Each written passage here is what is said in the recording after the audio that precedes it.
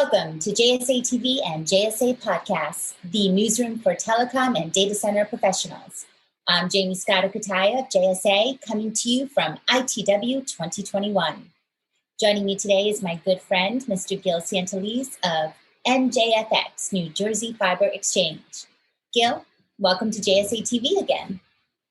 Jaymie, thank you. Thank you for having us on the show. It's something we look forward to every year, being part of JSA TV, and thank you for having us.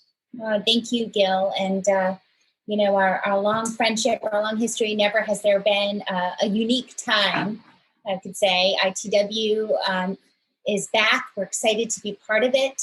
What are you looking forward to most at ITW this year? You know, it's been a long break for us. The last time we were in person was in Brazil at the capacity event in South America.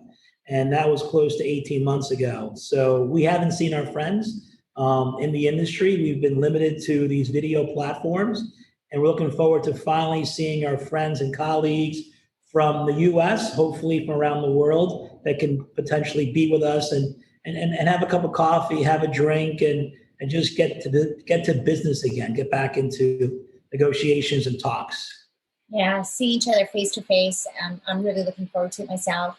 And also, we should say ITW has done a great job in bringing a hybrid model to its event. So for sure, folks can also log in virtually. You were speaking on a panel at ITW on September 1st that I'm looking forward to it. It's taking place 10 a.m. Eastern, called Subsea Connect, Global Subsea Trends. And I can't think of a more well-suited panel topic for you, my friend.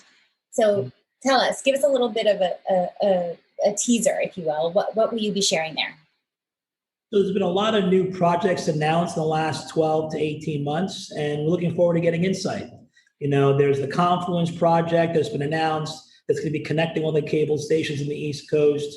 You've seen a new cable announced connecting the U.S. to South America. Will be the fourth new cable connecting South America to North America. It's a high count cable, the highest one yet so far, 12 count. So with these kinds of changes in how these networks are being put together, the structure is completely different. There's much more capacity available. And now you're creating a reason why Confluence is going to be at the right time, connecting cable stations with higher count cables, keeping us all available virtually if need be, but also supporting us in person with better applications and better connectivity.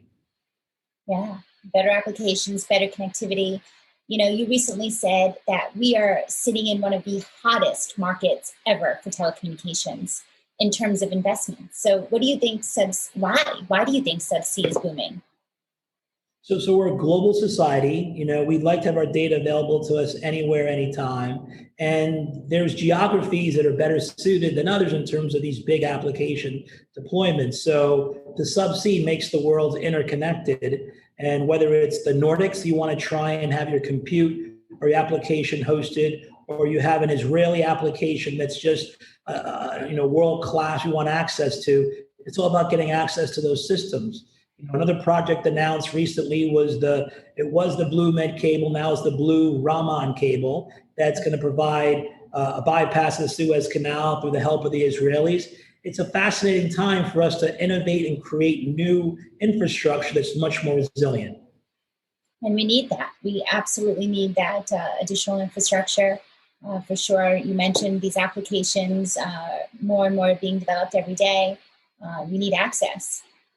And you created a model right there at the cable landing station. We can see it behind you as a hub for this type of connectivity, much more than just a place where cables land. So people all over the world coming to NJFX, your facility there, to learn about what you're doing.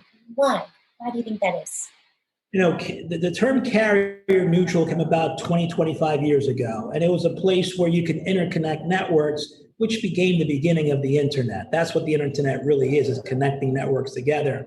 Because we did a purpose-built facility, a tier 3 facility, and had it located at a cable landing station with access to ductworks, we became a cable landing station. We have the HOFRU system in our facility. We interconnect with the Tata Meet Me room. We bring 4 subsea cable systems to one place with 20 plus terrestrial networks. So it's the new kind of hub. It's the hub that was built with the end in mind. And we're proud to call it home and proud to call it NJFX.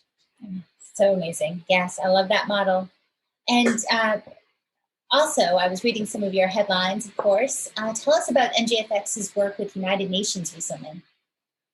So the United Nations, and this organization in particular, the ITU, has been around for a long time. And it was established to try and have a conversation about how we're going to connect to each other.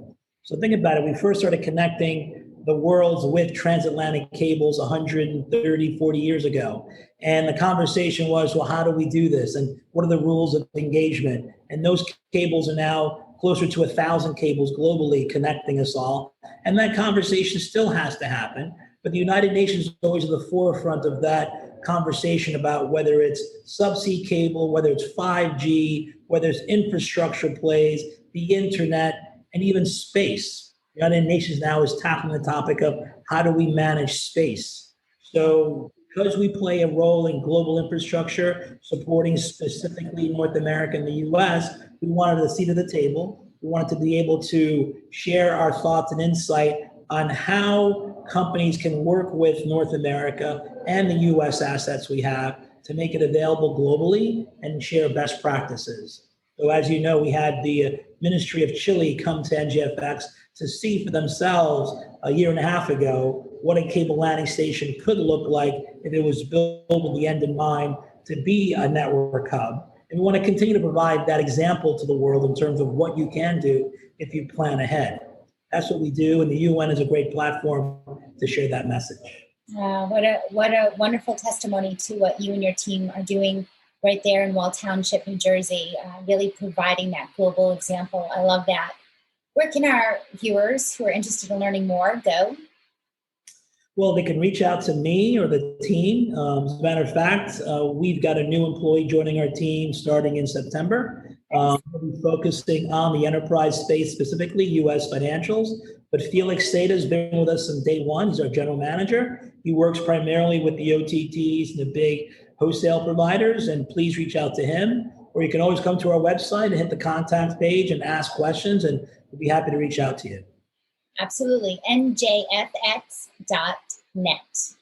Thank you so much, Gil, for being part of the important space in history that where we're standing in the hub of connectivity. NJFX, really that global example that we look to as we build better network infrastructure for tomorrow. Thank you, Gil, for all you do and for your time here on JSA TV. And thank you, viewers, for tuning in. As always, happy networking.